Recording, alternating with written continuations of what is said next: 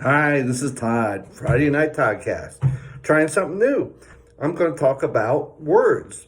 And I'm going to use words and then I'll talk about what I think about them. And tonight's word is consistency. Yes, it is a word.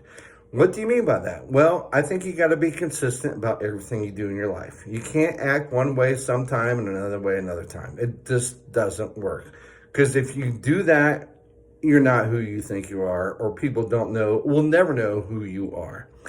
And I think the first example I can think of is about parents, about being a parent.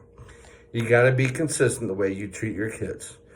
When you got to punish them. When you do, you got to be consistent about it. You can't let them get away with something one day and not let them get away with something about the next day. Be consistent. I tell you what, you do that in the first 2 years of their life, which I did with my kids, you won't have to worry about it ever again. Be consistent. Too many young parents these days don't know how to do that, and we're raising these kids that are becoming crazy and uncontrollable. You also can be consistent about your views and everything you do in your life. You know, the other day I posted something about about something that happened to a woman at some local game where she wasn't wearing a mask. And guess what?